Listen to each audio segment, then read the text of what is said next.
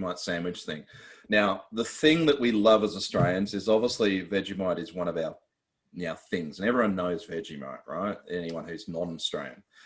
And the mistake everyone does is they treat it like peanut butter. That's what I thought it was. Hell no. That's insane talk.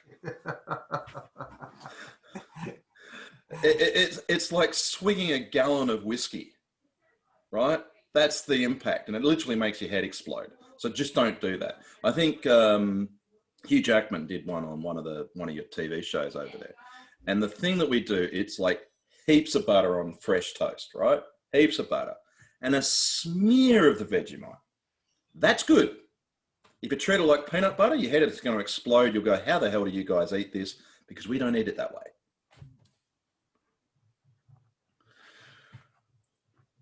Cool. That's a bit of a segue. So what am I going to do? We're going to talk about Office 365 productivity.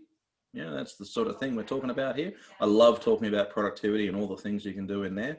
And I've been doing this sort of like for, oh God, I don't look that old, but for about 30 years, right? Started before Windows 95 was a thing and having to deal with Novell networks. I was doing IT support when I was still at high school.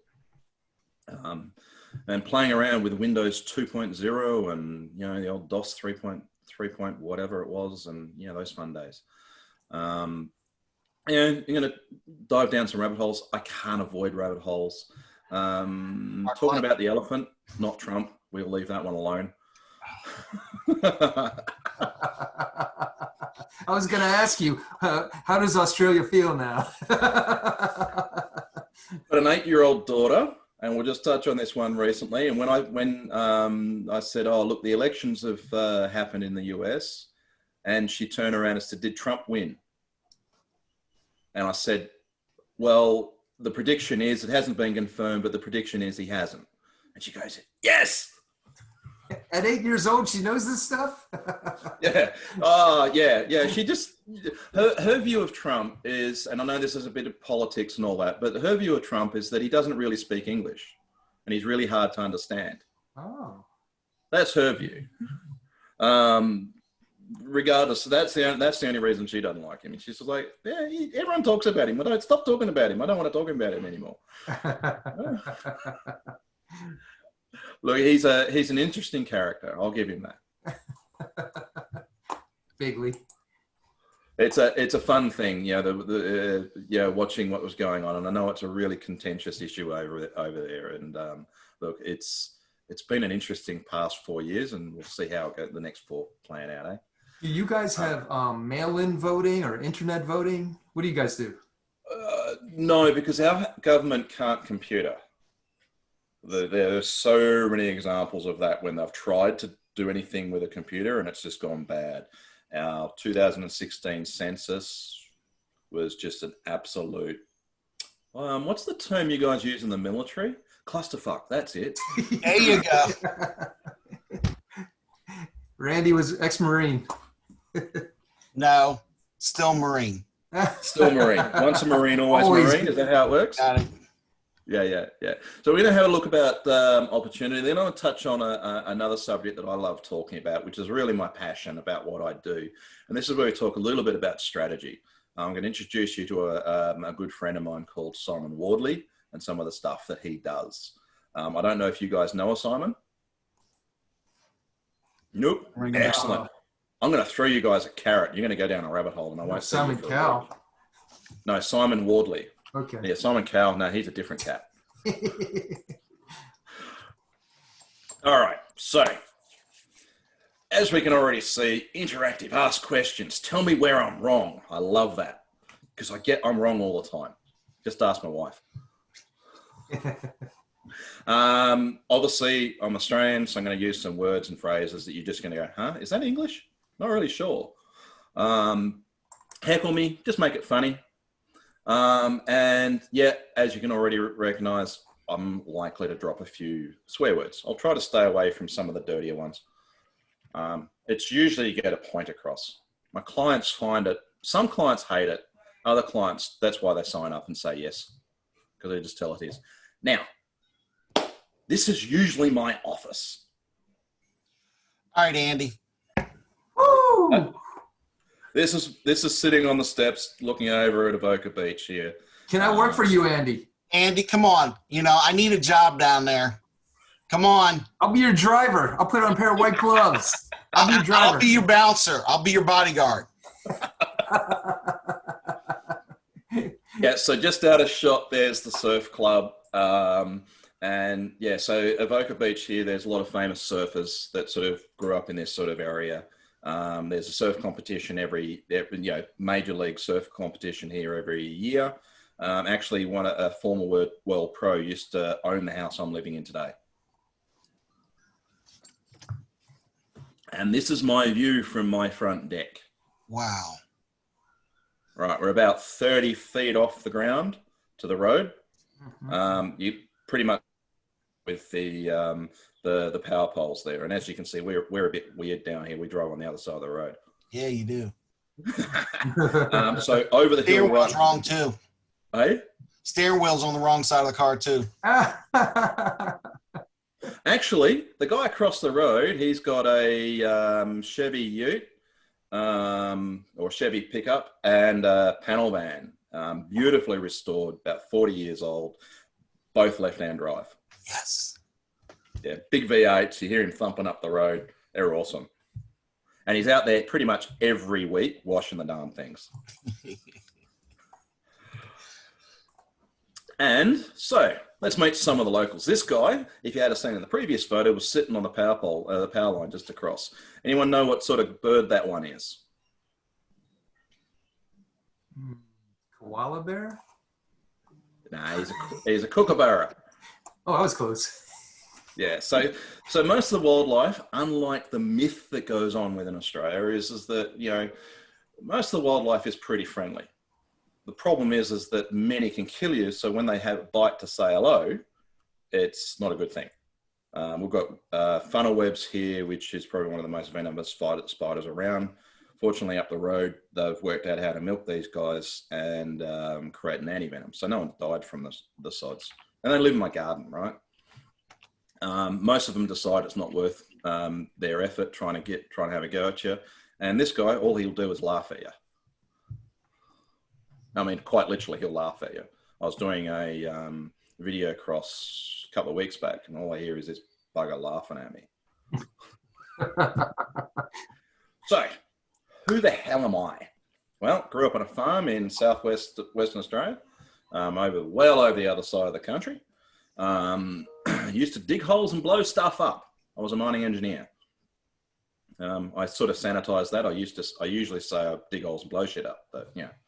We did actually try to work out how we could actually get set the explosives in such a way, park the trucks near the blast area, and we should just sort of, if we hit it in the right timing, we'd be able to lift the rock up and just drop it in the back of the trucks.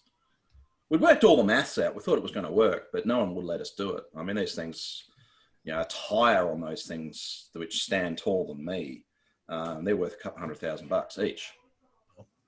So I used to drive those sorts of things. Nearly crushed the shift boss once on one of them. Idiot, didn't tell me he was there. I'm a technologist. I love everything to do with tech. It's been part of my life since I was about, yay height or grasshopper. I remember Dad buying me a Commodore 64, and it was just like I was hooked. Entrepreneur. It took me a long time to realize that that's what I was. I actually make a really shit employee. So I find that I'm better working for myself. I try not to tell others what to do. I generally just give them a lot of rope and say, go fetch. So founder of a couple of businesses, co-founder of a startup, team leader of or leadership team of some networking groups, board member on a charity, which is based in WA, all over the place. I've got 4 kids and I love riding bikes, not the ones with motors. So I'm one of those crazy guys that'll go out for a 100-mile ride and think, hey, that's fun. Wearing the really, really, really tight, small pants and the really, really small helmet. Pretty much. You know what? Everyone sort of gives me shit about wearing that stuff, but it's comfortable. I know it looks utterly ridiculous away from the bike. You know what they say, you can learn a lot about a guy from wearing those kind of pants. Well, there's nothing to hide. And See, I wasn't even going to give you a hard time about the clothes as much as the little seat that you're sitting on. Oh, there's no seat there at all. Yeah. You know, arse tens that, you know, mind you, heading down a hill at about 110k an hour, which is what, 65, 70 mile an hour, and then getting hit with a crosswind, cross wind shear at that speed, and suddenly the bike starts doing this. Having a small seat's good because your ass cheeks just wrap around that seat and hold on tight.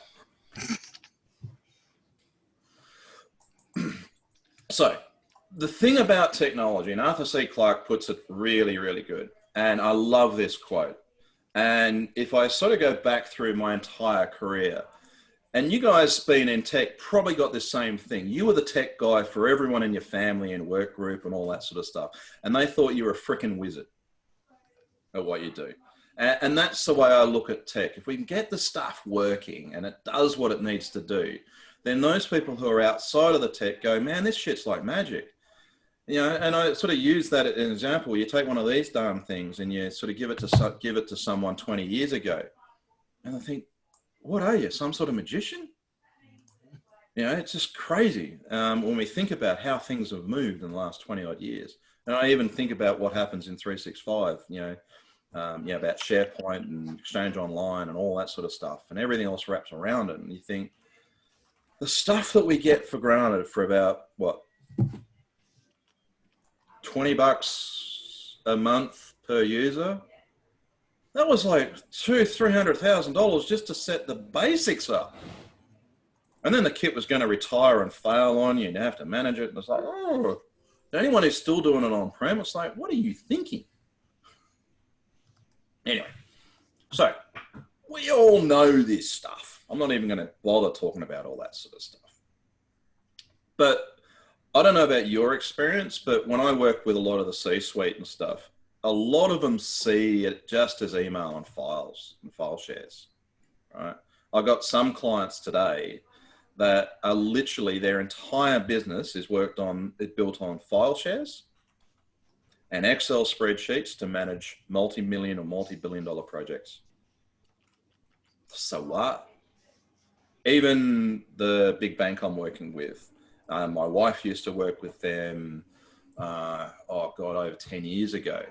And they built a spreadsheet there to do their loan calculations and all that sort of stuff. They're still using it today. I'm finally getting them to, and they're going to drop $500,000 on this project. It's like, what? To build a couple of power apps. Wow. Sweet, I'll take that money. Oh, man. So, again, this is something you guys all know. It's just in there because I was thinking that maybe there'll be someone on here who doesn't realize what this is. This is what a CEO will see. This is what they see. This is what they think about. I'm not going to talk about that stuff. And you've got all the endpoints. We're talking with Frank earlier, and he was talking about Defender ATP and the Microsoft stuff. And I love what Microsoft's done with that. Getting Intune, bringing all that sort of stuff in there. Yeah, Teams, there's Editor. Have you guys tried the Microsoft Editor, by the way? Do you know what that is? No, I don't even know what the Microsoft Editor is.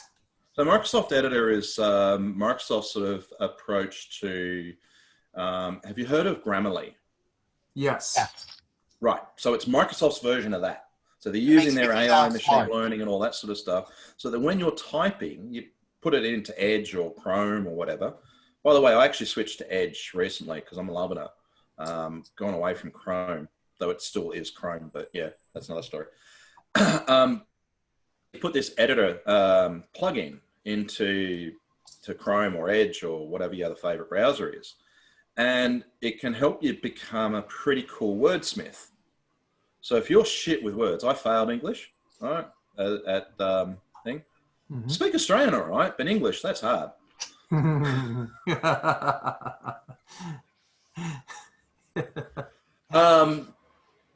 So yeah, it helps you sort of wordsmith and sort of craft things that are sort of more accessible for the non-geeks and non-nerds of the world. All right. So I use that a lot, and it actually makes you sound a little bit more professional. So yeah, give it a go. Thing. And the other one is that, it's really a business in a box. Yep. I mean, there's a couple of $100,000 worth of stuff that you can turn on and light up in about a few minutes. Got a real estate agent just migrated last night. So they come online in a couple of hours. So hopefully it'll work. And they had stuff all over the place and couldn't coordinate their team. It's only a team of about 30. Not big, but they're all road warriors. So switch it across to 365 and it's costing you about the same as the other rubbish you was paying for. Wow. Why wouldn't you? Anyway, so no one knew this. Nothing's new except the Microsoft Edit. So I'm cool. I've got something new in there. Here we go. Let's go down the rabbit hole. I was going to use something else, but I thought I'd be a little PC. So let's talk about the tools. Exchange. Did I spell that right? Yeah, I actually did. Awesome. I'm dyslexic as well, so I usually screw that up. SharePoint, Teams, we use all of that sort of stuff. I've got Power Platform. Who's using Power Platform? I know Frank is, and he's hating it, and he wants to run away. Just starting it. Just starting it? Yeah, migrating from InfoPath to Power Apps. Oh, wow. There's a thing I thought I'd burnt that memory. InfoPath. Since this is being recorded, Frank loves the Power Platform. I'm not running away from it. For the record. No, Frank is being pragmatic and ensuring that he's using a Power Platform in the most appropriate way. I know a lot of people for Power Platform, and I get this all the time. Doesn't that cost a lot of money? And the answer is yes, it can. And I've had lots of arguments with Microsoft around the pricing. And it seems to be that I'm not the only one. So pricing may change soon to be less dumb. Lists Yammer. Who uses Yammer here, right? No? Nah. So the bank that I'm working with, they use Yammer really well. They've been using it for a long, long time. One of their new C-level people has come in and says, Facebook at work, let's use that. And I've just gone, ooh. You're risk adverse. You're really sensitive about sharing information. You've got Yammer in place. And you're a hacker's dream. And why don't we just turn off the firewalls?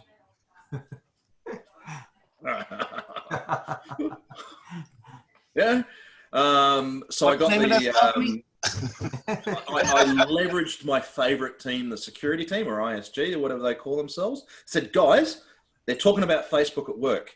Let me send you off on a bit of a trek. So I sent them down a path. So one of the other big telcos here I was involved with, they actually did a really good job with that. It's called NBN. So if my internet connection drops out, it's because of them and their shit. And they're actually getting better. Going to turn you off, right? Boom! Everything gets wiped out. Everything stops.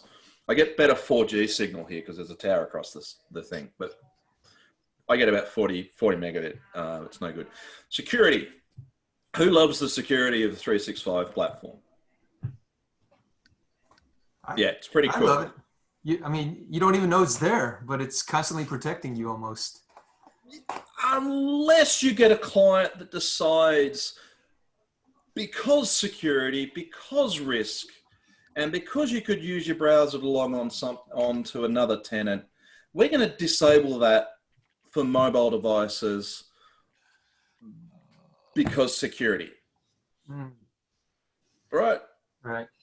It's a web-based application, and we're going to make you not use it on a mobile device because,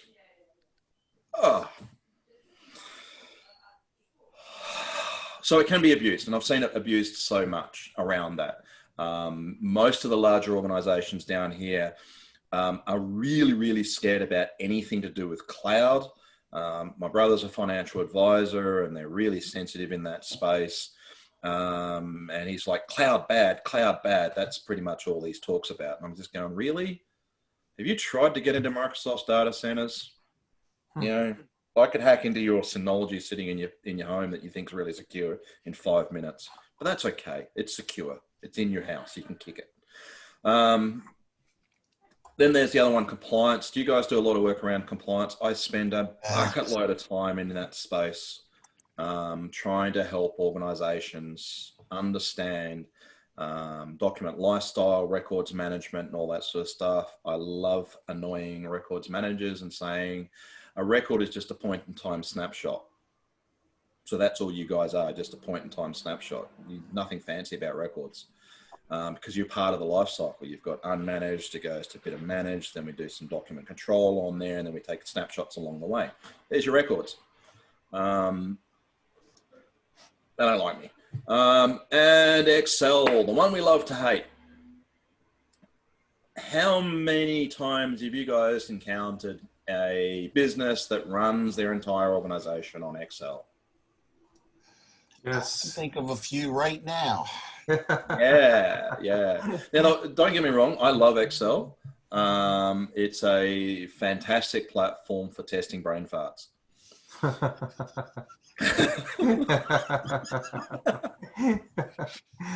Oh man. You guys are picking up some lingo now that you're going to use on your clients, and it's going to slip out, and they're just going to, what the hell? They use the same language in Australia as they use here, Randy. Yeah, I know. Look, we get a lot of American TV, so we're sort of very much aligned to what you guys are talking We about. watch the same shows like Married with Children. Yeah, that sort of stuff. The wife and I have been watching Tiny House Nation recently, and some of the other renovation shows and such like. You guys are all crazy over there, by the way. Now, there's a couple of other things. Have you guys played around with Scheduler? It's schedule.calendar or something like that. It's a little prototype thing. Basically, it embeds Cortana into your tenancy. So that you can send a message to Cortana and say, hey, Cortana, can you set up a meeting between us sometime next week on Monday between 10 and 12? And now Cortana's going to go around and send out messages to everyone who's involved. There could be 20 people involved in that particular email thread, and try to find time for all of those people to book a Teams meeting. I'm glad my boss doesn't know about it. So are you saying that I could send a scheduler to, let's say, an external trading partner and say, hey, I'd like to meet with you. Take a look at my calendar and pick a date? No, that's the easy way. That's the normal way. You use Calendly or you use Bookings or anything like that, where you can actually go and book that, right? Yeah. This one is let's say you got an email from a potential client or something, and say, hey, I love what you're doing. Hey, Seal, would love to come chat. What's your calendar looking like? Or, we should meet next week. And you go, cool. And you put Cortana as a CC. And then you say, that'd be great. Let me ask my personal assistant, Cortana, to find time for us to go and book. Cortana, can you find something, next week, midweek, say Wednesday or Thursday next week, yeah?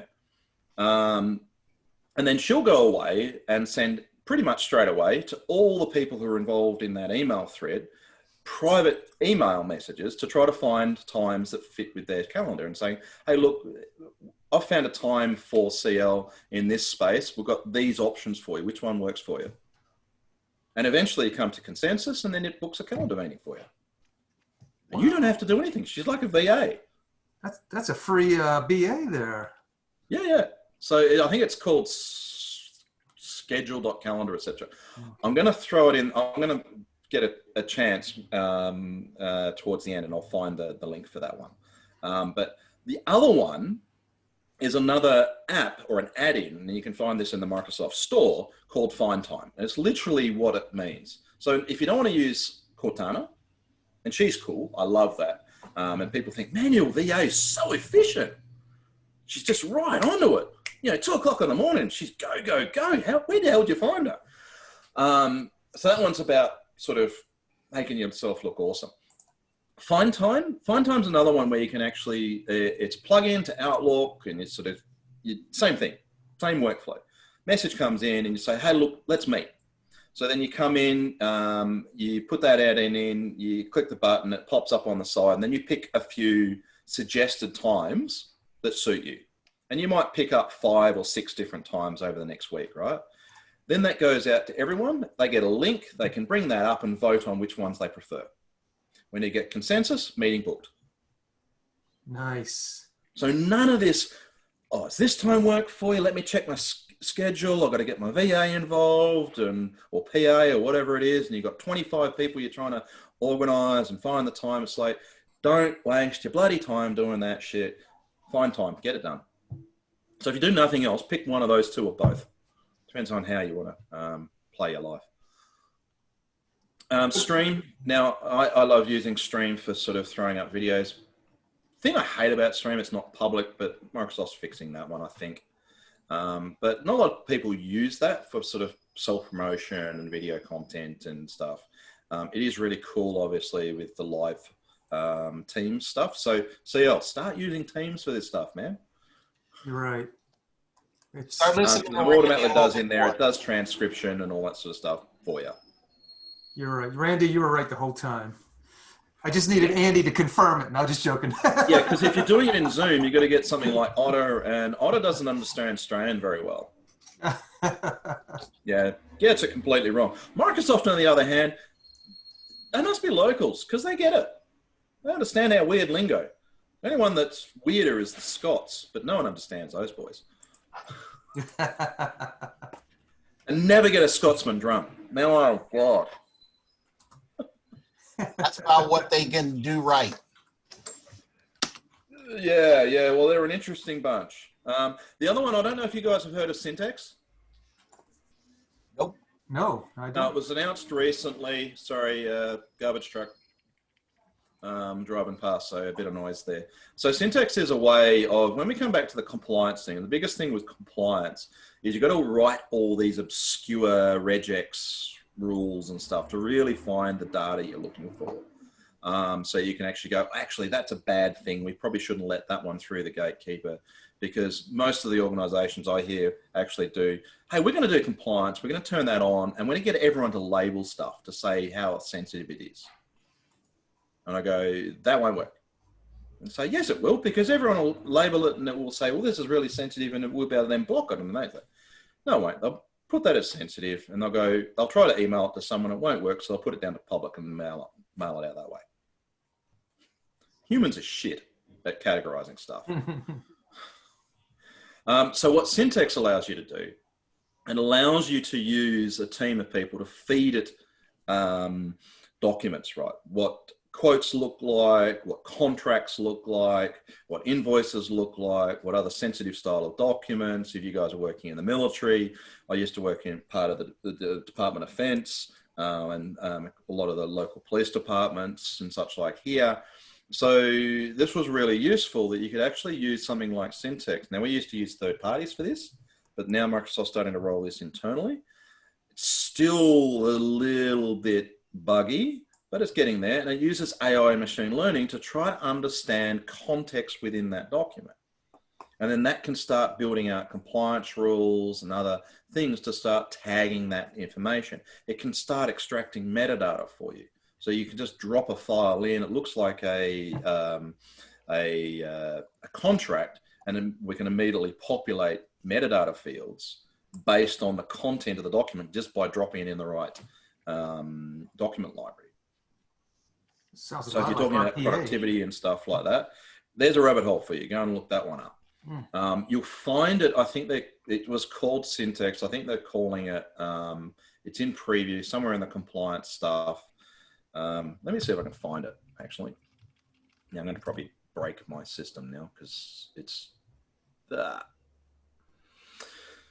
Man, I hate sometimes Zoom. It won't let me out. I'll stop sharing. Would you consider Syntax to be kind of like in their RPA family, robotic process automation?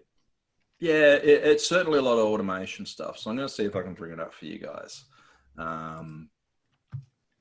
Where did I see it? It was in compliance. I hate Microsoft moving shit around all the time. It just drives me batty. You know, Andy, this presentation is really refreshing because you're the first one who has tackled explaining this whole ecosystem of 365. You know, I mean, we know that some of them are half baked, but you know, we just really appreciate just you know the depth and breadth that 365 has. Cool. Here we go. Now, you guys see that? Yep. Yep. Sweet. This is the one. It's trainable classifiers. I believe I haven't dug into this, all right? So if I send you down the garden path and off on a wrong rabbit hole, etc. We'll just blame CL. Yeah. This is what happens when you're making shit up on the fly. It's kind of where I live. Trainable classifiers. Wow. It looks like it doesn't want to play. Okay. So the idea is you can start scanning resumes, source code, harassment, profanity, all that sort of stuff. So these are the sorts of things that you can start training. So it's going to use AI, machine learning to pick this up sort of stuff up. Whilst I'm actually here, I'm actually going to dive into some of the other stuff. It's probably where my resume always ends up. What, down here? Yeah, actually, I have a lot of mates who are in the recruitment game. And the way it's sort of evolving is it all goes through the machine. Mm-hmm. And I actually work with a lot of friends. I've got a good friend of mine. He's been in service delivery for the same company for 10 years. And he's going through the whole, got made redundant, and now he has to go through the interview train again.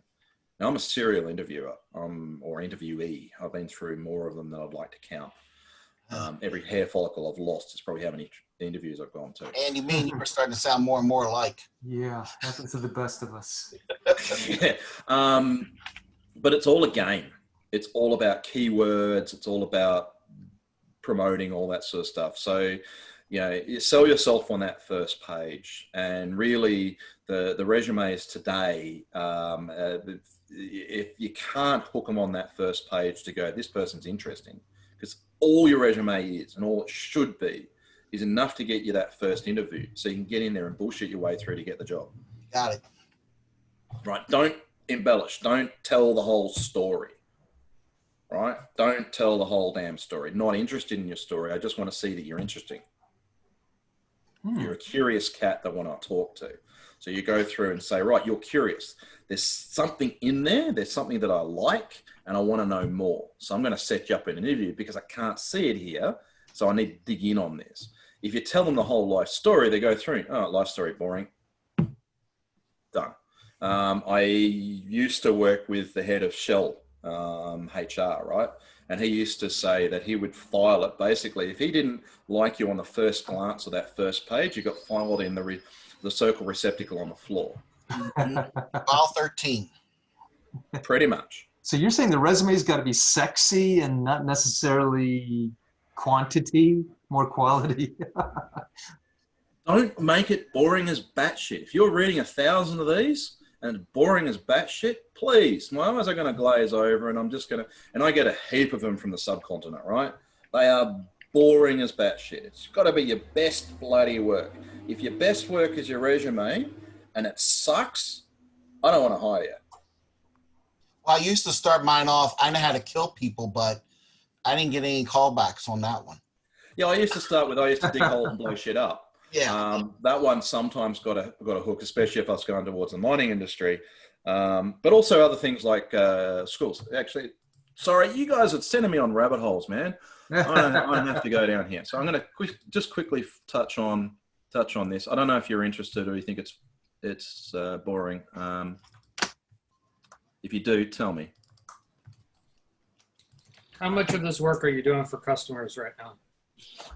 Lots. Not in here, but I'm starting to dig into here. A lot of it is around compliance and stuff. So I've worked with obviously police, banks and all those sorts of stuff, telecommunications and regulatory stuff. GDPR sort of dives in here as well. All right, when we stop recording, let me talk to you about this more. Hey? After we stop recording, I'll talk to you about this more. Cool. Excellent. So have you had experience in here? Yeah. Perfect. Perfect. So you're going to tell me how wrong I am. That's awesome. Exactly the opposite. Cool. Oh. That's a refreshing thing. So let me see. I'm just All going right, CL, stop recording. All right. Let me hit the pause button. Hold on. All right, back on recording. All right. Oh, give me a copy of that, Andy. I want to use that as a template. Right. So this is pretty much how I put mine together. Is it any good? Nah, it's kind of shit, but it gets me a few things. So the key points of what I'm doing is I'm just sort of trying to highlight the sort of shit that I do, just to sort of get attention. This is too wordy. I just talk too much, right? But the key points is I can quickly get access. If you haven't got LinkedIn linked on your resume, do it today, because that's where everyone looks. Brief history of your education, professional things, and then a rating about your skills and some of the stuff that you do. Immediately I can see, bang, bang, bang, they're interesting. 1 page, sweet. And then you go, well, actually, I'm interested in to see where you've been working. I kind of hid this around and broke it all up and got rid of a lot of rubbish, right? But you see, it's 2 pages, 3 pages. It used to be 7, never got callbacks.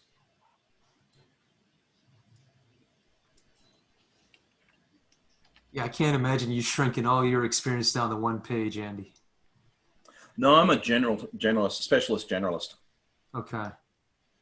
So, cool. Let's get back to, where were we? We'll go back here. That one. Sweet. So there's a whole bunch of stuff that you can go find.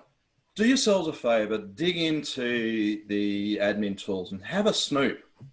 Go and snoop around and find what's in there. There's a lot of cool stuff that keeps showing up.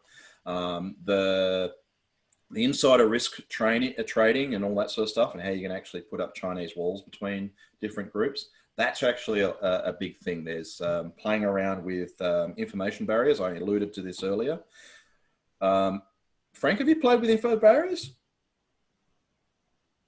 Which one? I was looking up something else for you. What did you ask for? Information barriers. Have you played with that? Yes. Cool. So this isn't new to you, but it might be new to the other guys. And basically what info barriers does is it allows you to set up, this group and this group can't talk to each other in any way via Teams. So they can't set up meetings, they can't chat, they don't even know the other team exists. But you can talk with the other teams. It even means that if I invite 2 individuals, one is in team A and one is in team B, and team A and B can't talk to each other, if the guy from team B logs in first to that meeting, the guy from team A can't get in. All right, so it puts those hard barriers between stuff. Now it's black and white. It's either on or off. There's no gray, which is where this complex organization concept of having multi-tenancies all working together as one organization is coming about. They decided info barriers was too complex, and they went the harder path and decided to bring in sort of forest concepts for Azure AD. Go figure. How are we doing with time, CL? Oh, you're good. It's you got over half an hour, but go as long as you need. Sweet. All right. So we got discovery, audit, data protection, all that sort of stuff. So this is where I sort of dive down into that rabbit hole of compliance and stuff throughout that. Now, I'm just going to skip over the tool of power.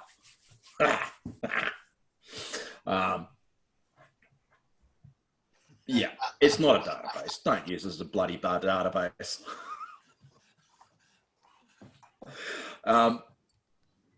Everything I'm about is about using technology to scale. Didn't they just add a database in Excel? Yeah, I know. Shush.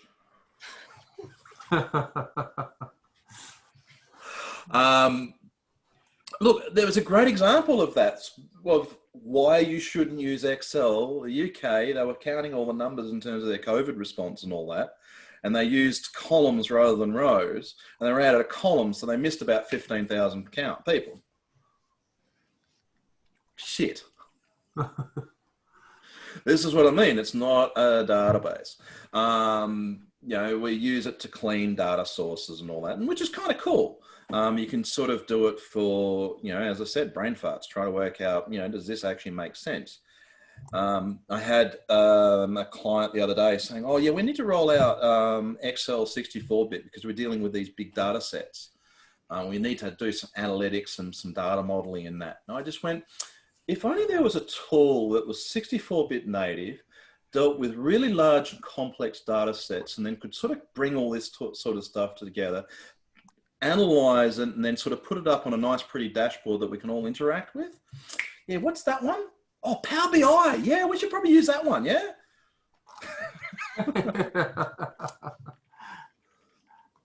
So yeah, and everyone's going, oh yeah. So that solved the problem. If you roll out 64-bit Office or your add-ins break and all that sort of stuff, don't do it there. Do it over here where it actually works. Though Power BI is not without its faults. The other thing is in terms of Excel, in terms of that scalability. And to me, technology is all about scalability. It's about doing what you do at scale, because humans can only do so much at any one time. Us mere mortals or males. My wife sometimes gives me a hard time and she says, Andy, breathe. I'm focused on something so much, I forget to breathe. So, look towards, trying to take people on that path. But you guys know this sort of stuff. What do we use instead? SharePoint lists, libraries, apps, lists, Power Platform, Azure, all of that sort of stuff.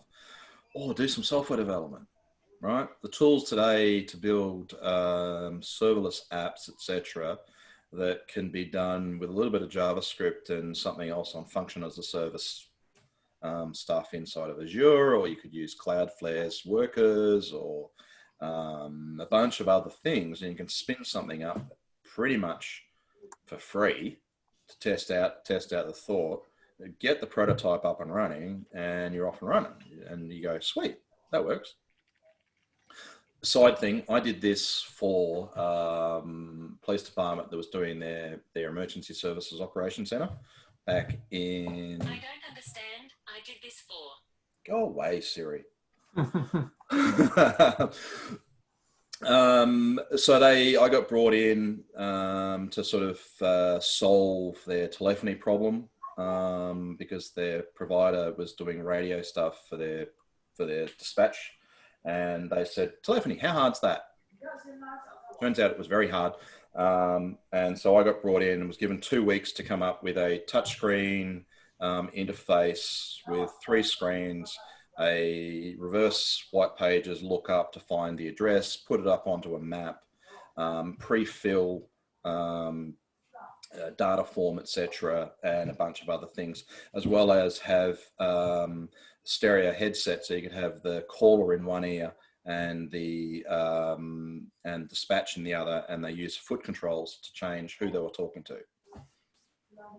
A lot of women in that group.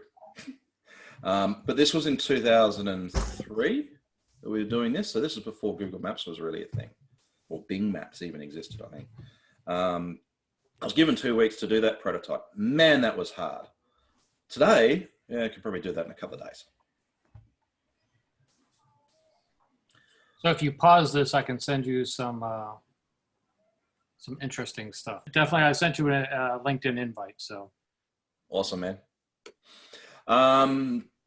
So what does all this mean? It's basically use the tools in front of you. I mean, I'm a really big advocate for using the tools. I mean, as I said, I grew up on a farm. It was 2 hours drive to the nearest big city or big town. That was just to do grocery shopping. And so we got really good at just solving problems with the stuff we had at hand.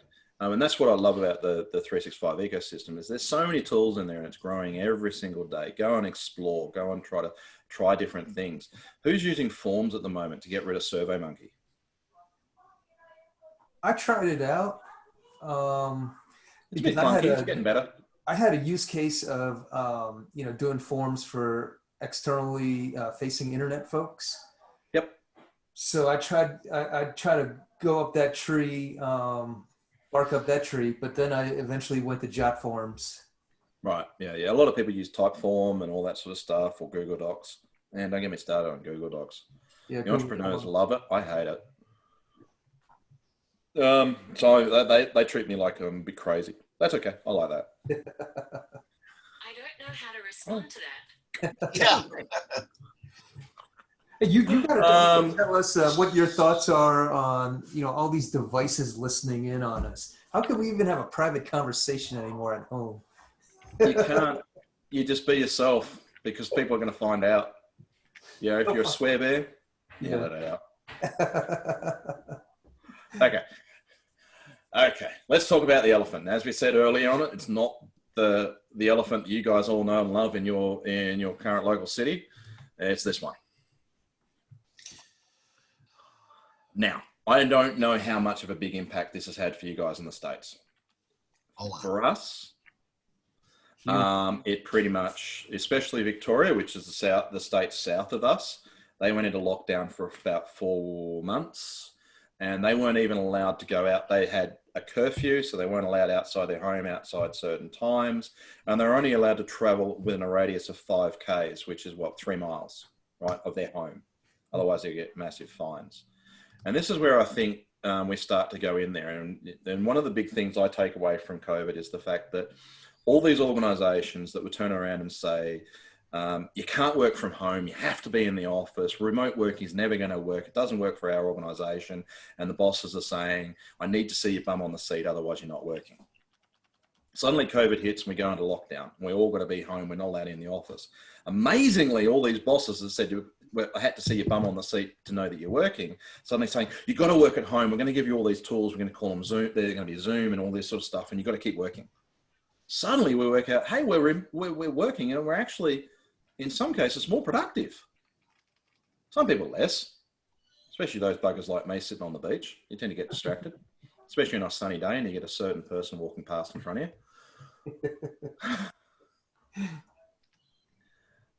And the other thing I've noticed, and it's fortunately for most of us here, we don't have to worry about the hair, but I've seen that, beards are starting to come in, and, long dreadlocks and all that sort of stuff is starting to become a thing. So now what? Where do we go?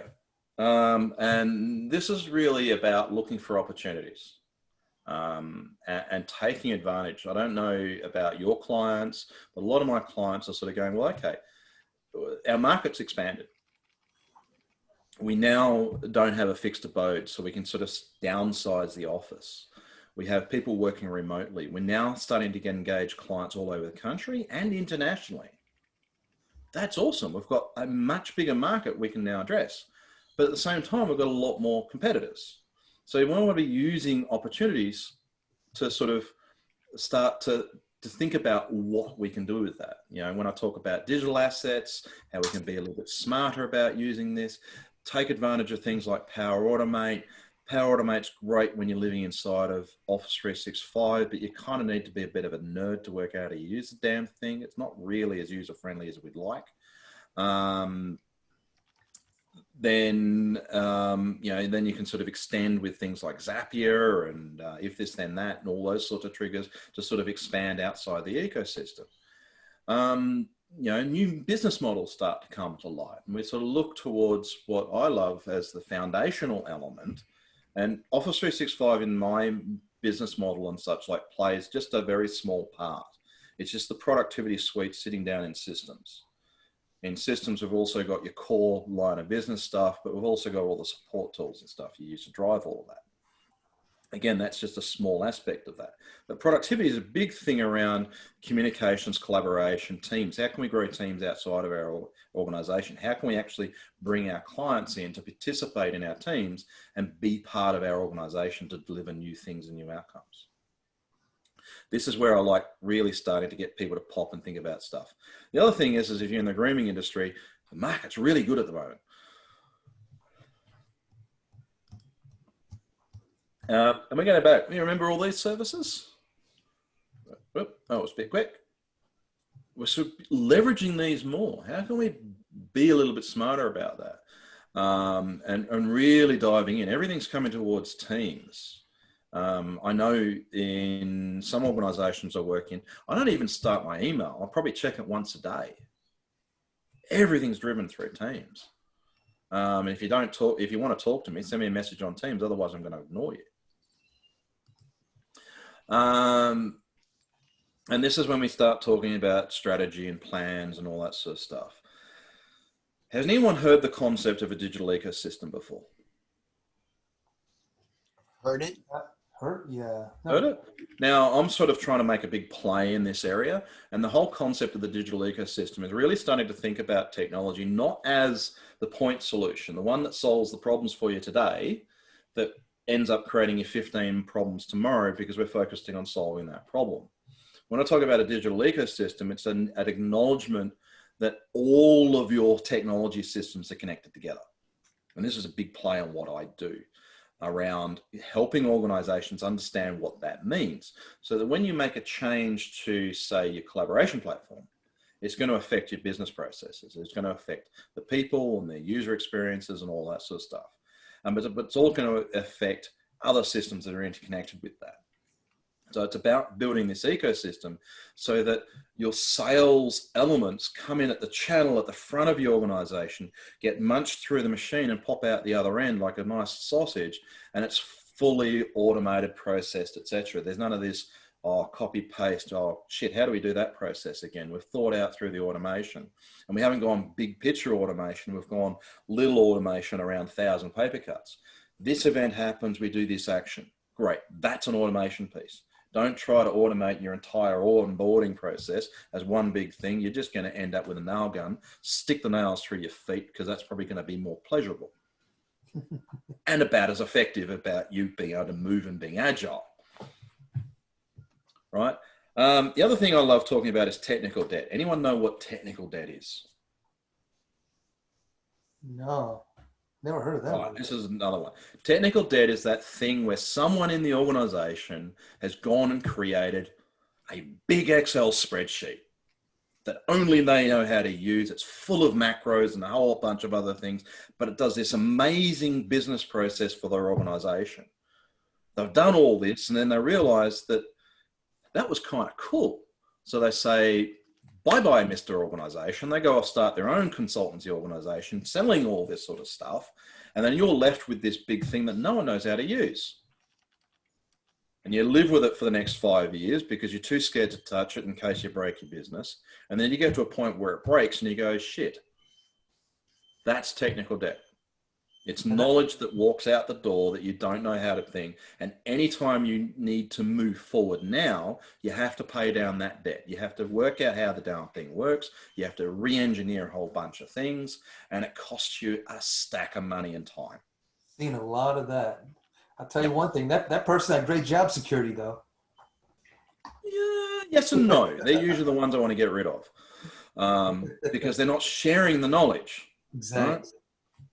And I have this big thing about it. I mean, I'm working on this model process. So imagine this: you've got three little triangle that's sort of all connected. I'll see if I can bring up a rough diagram. You've got people, you've got process, and you've got systems. And when you look at people, people create experiences, right? That's what people are about. It's about experiences. You also consume experiences. When we look at process, that's all about sharing knowledge, which is why I love SharePoint, because the whole point of SharePoint is to share shit. Yeah. You with me? So it's about sharing knowledge, which helps reduce your technical debt. Right? You share how you do stuff, which is why I hate documentation. I suck at it. I usually get other people to write documentation for me, so I don't have to deal with that. But it's a really important piece because I'm big picture. I'm not detail. I hate detail. To make sure that people understand this so you don't end up with that massive amount of technical debt. How do we do stuff? Why did we do stuff? And what does it do? Right? Sharing all that sort of stuff. And then helping businesses lead that technology adoption. Technology, love it or hate it, is part of the fabric of our businesses. You can't do without it. We had one of our major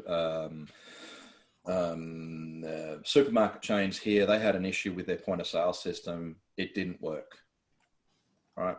They closed their doors across the country. They could not trade. And if you look at your own business, think about the technology that if you turned off, does your business continue to function, or does your client's business continue to function? And you realize it's no longer the tools we use to which to build our business. It's part of the very fabric. So think differently, guys. You turn that stuff off, it ceases to function. Anyway, that's my soapbox. I'll get off for now. Where can we start? Leverage existing tools, create value. I'm all about value. I'm all about switching technology from being a liability. How many people you talk to a CFO and they say it's just a cost center? We just throw money down this technology pit and it just we keep filling it up. Well, if we now start thinking about technology as something that can help generate value, guess what that does? It switches it as an asset. It's actually making us money. Office 365 is one of those key platforms that can help do that for us. And yeah, go and explore. Oh, buzzwords. Who comes across bloody executives that latch onto a buzzword and then just say they run with it and say, everything's got to be blockchain or everything's got to be agile and all that. And you know it's shit. Stay away from them. So guys, what did I miss? So Andy, I thought it was interesting what you had said where, technology, hey CEO, technology is going to help you make money. It's not a cost center.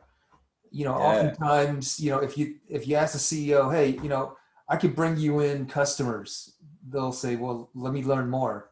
But when you say, hey, let me develop a Power Apps application for you, they're like, okay, we'll talk later. How do you convince them that it's going to make them money? Look, you have to look at the business workflow. You have to look at a lot of different things. So I'll use an example of a company, the bank I'm working with at the moment. So they've got this old Excel system that is using to run and decide how much credit they need to give their managed clients, right? And it's working for them, but they've got this old system that's running, and it's only running for them to be able to do one thing, and that's to check to see what they've been pre-approved against. It's costing them $500,000 a year just to keep the lights on this darn thing. All right, and they're quibbling over a $70,000 bill they're going to get hit with the a yearly bill to turn on Power Apps. I went, well, you're going to get a better experience. It's all going to be online. It's all going to be collated.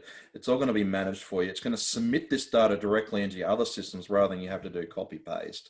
And you can search back on history, etc., and all of these sorts of things that you can't do now because most of this stuff is on your reps' laptops that's going out the door as they go around the countryside, and they lose them, they break them, or they forget about it, or if they're not even online, you can't even access and don't even know what they're talking about.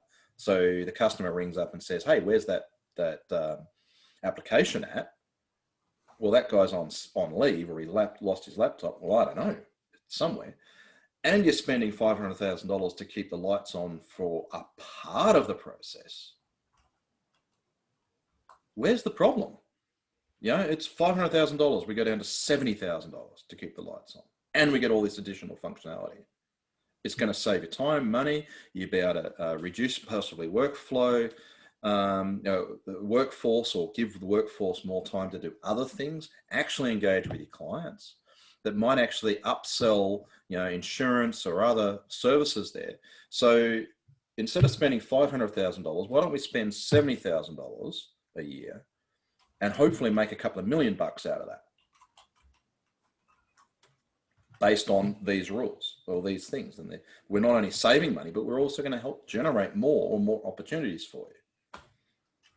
It's about looking for those opportunities and putting in a language that the executives and the CEOs talk about, because you're not talking about features and capabilities or how it's going to save stuff. Stay away from that stuff. Talk in language that they want to talk about, which is, well, you're spending 500 there. Why don't we spend 70 instead?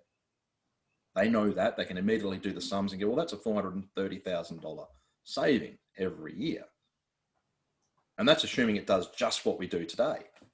And we can turn that old system off that we hate and it's 20 years old and we should bury it for a long time because it's costing us a lot of money to maintain that. And it's just continuously to cost. And even better, this is now in the cloud. It's more accessible. We don't have to worry about dealing with VPNs and all that sort of stuff. It's in a secure enclave through Office 365 because we've done the due diligence around protecting that. What have we missed? Oh, and by the way, we can build out a Power App against, not a Power App, a Power BI dashboard, so we can actually track activity in real time of what's actually happening in the organization, which you have zero visibility of now. How much stuff is coming down the chain, so you know what sort of activity, what sort of deals you're writing, how much money you're going to be making over the next 3, 6, 12, 18 months. Sound good?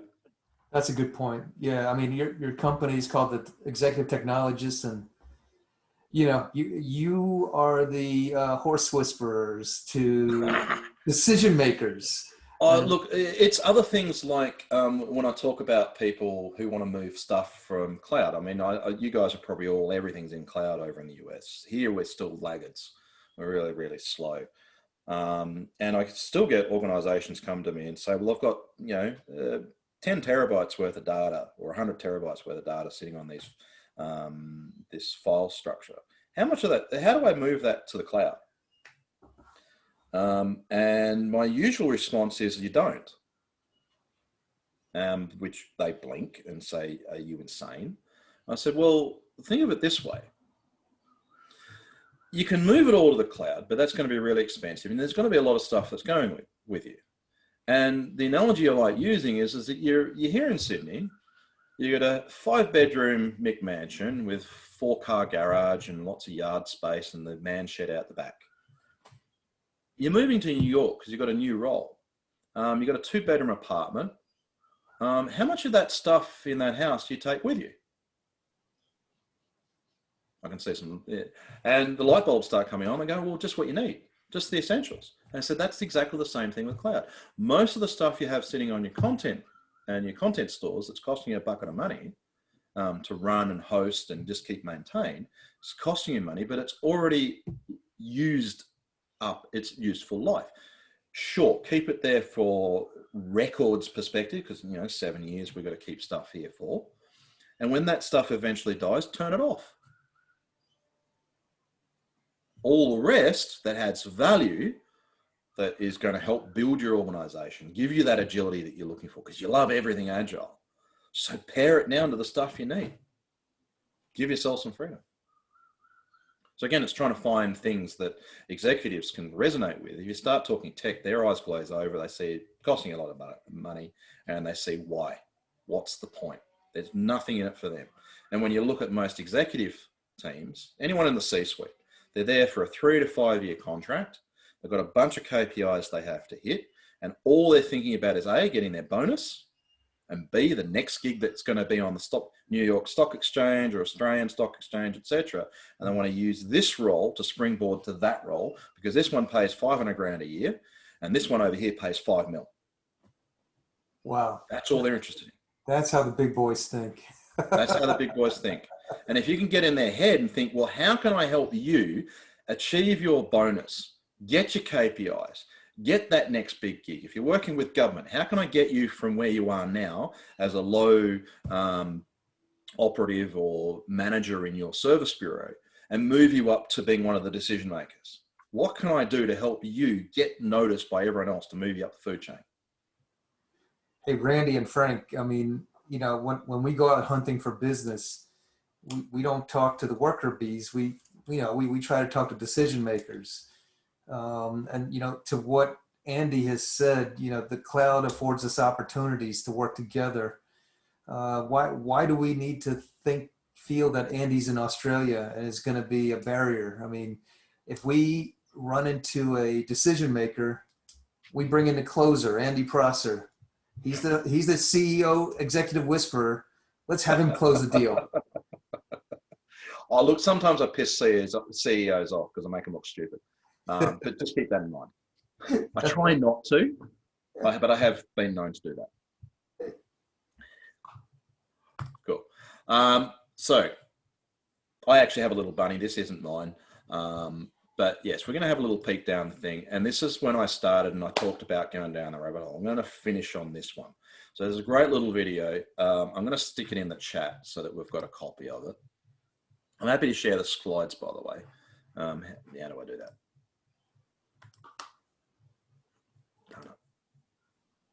that? This is for your homework, if you like. This is my mate Simon Wardley. It's a 20-minute little thing about what he talks about his mapping thing. So he does a value chain mapping concept and really about situational awareness. The one thing I really love about him, he hates all of those management consultant types. Think Boston Consulting, think Deloitte's, think Accenture, think EY and all those guys. Because they'll usually, what they'll do is big organizations will contract, $200,000-$300,000. Give us a strategy of how we can actually be awesome and become the next Fortune 500 company. And what they'll do is they'll have a look and go, what industry are you in? What's the stage of your business? What are your key problems? Oh yeah, we've done that one before, 5 years ago. We'll pull that off the bottom shelf, get rid of the dust. Here you go. That will solve your problems. The problem with that is that was 5 years ago. The context doesn't really make sense anymore. It's not really the play that you're in. The rules of the game were different. The business or the world has moved, and the opportunity that allowed that company to succeed doesn't exist today. So when it fails, because it will, I'll say those consulting, McKinsey's and those guys will come back and say it failed because you didn't execute it properly. Ours was really, really good. So it didn't work. And you go, oh, okay, so we'll pay you another $250,000 to give us a new one. So we'll dust off another one, and it still doesn't work. So what Simon did is, he's been doing this for about 15 years, is goes and changes the way all of this sort of stuff works. And just sort of changed the conversation piece. He was inspired by Sun Tzu. He was behind working with Mark Shuttleworth. Hang on, why is this not copying? There we go. Working with Ubuntu, since we're fans of Linux, and why it has, Ubuntu went from pretty much nothing to what, about 70 to 80% of the world market for cloud services in terms of infrastructure, right? He's worked with governments, etc. And he gives all this stuff away, Creative Commons, and I have embedded it into my organization in terms of the way we operate. So go have some fun, listen to Simon. He's a British fella, and hopefully you'll get something out of it. But this is me. Don't look at my website, it's shit. I'm redoing it. And I'm trying to change the world. Basically, what I do is I help organizations with ineffective systems, streamline those so they make you money. Boom, that's me. Hey, Andy, when we go hunting, and you're the first person we're going to think of to send the work to, or for closing. I just love having conversations with people and just setting off fireworks all over the place, and have people nod and go, wow, I didn't think about that. Or, man, I mean, I've got some clients and they came to me, they just wanted to know about Zapier and how they could automate stuff. So they started that and I sent them down the rabbit hole. I haven't seen them for 3 weeks. So they'll come back for air soon. And they said, we have to talk more about this sort of stuff because there were so many things that I just never thought of. You're called the executive technologist. Should we be afraid to go straight up to the top and talk to the big guy? Absolutely not. Absolutely not. Because, you go somebody mid-level or somebody lower, they may not be able to decide. So you're saying go straight up to the top. The only people I want to talk to are the executive ones, the ones who are making the decisions, the ones who are talking about strategy, the ones who are talking about, they've got the vision. And what I love doing is taking that vision and let's translate that into outcomes. Because at the end of the day, we want outcomes. A great mentor of mine down here, he runs a company called Dent, Key Person of Influence. Look him up, Glenn Carlson, fantastic guy. He's a swear bear, but he uses a lot. He's a fan. So his thing is about helping entrepreneurs like myself go and make a dent in the universe. Well, that's what he's trying to do. I'm able to connect the dots. You blew stuff up. You're not afraid of anything. I used to work underground. I had a power outage and I had to sort of climb out from about 1,600 feet. Wow. Black, dark, nothing. But so the thing is that what people are really buying, they're not buying the drill bit. And I think someone else came up with this idea. So they're not buying the drill bit. They're buying the hole. And that's the way as technologists we need to think about. How are we enabling that hole to come into reality? How do we enable an organization to achieve their goals? We're in a really unique time. And I've been talking about this for 20 odd years, in that, especially in the Office 365 space, we start bumping up against the business because we've got a tool that enables business to do cool things, right? And that means that we come out of the nerd caves, we come out of the basement, and we start rubbing shoulders with the people who are talking to customers. They're trying to solve problems for customers. And then if we go a little bit further up the tree, we can start weaving our way into the boardrooms and having conversations with the people who are guiding the organization at a business level that technology allows us to happen. We're the enablers. So if we think of ourselves not as the drill bit, but as the people that can create holes, then it changes the way you think about technology and systems, and even Office 365 in general. And when you start asking questions about what's the problem, what's the thing that's keeping you awake at night? What's the thing that you need to solve for your customer? How can we help you achieve that? How can we make your pain go away so this stuff becomes easy? It really does change the conversation. That's so true. I mean, as technologists, we're thinking operational. When you start dealing with the C-suite, by the way, you get to live in places like this. Avoca Beach. Yeah. Wow. So this is my hometown. And the rocks down here, I don't know if you can see my cursor, but the rocks down here are quite often, that's where I walk around. And quite often I'll sit there on the rocks with a Zoom call or a Teams call. And I got sworn at quite a lot by the poor buggers down in Melbourne, Victoria, because they were in lockdown. And they say, "Oh, we really love your virtual." That's not virtual, dude. Turn that off. It's not a virtual background. Yeah. That's real. Yeah, that's real. Yeah, you are down there on the rocks right by my house. Yeah. White House down there. Yeah. Yeah, these ones here. Yeah. Didn't you say you surf also, Andy? No, I'd love to. I'd love to try. I haven't had a chance to. I grew up inland. Kalgoorlie is 6 hours inland. So that's where I sort of spent time. So the local shops, when I was talking to you, CL, I was down here.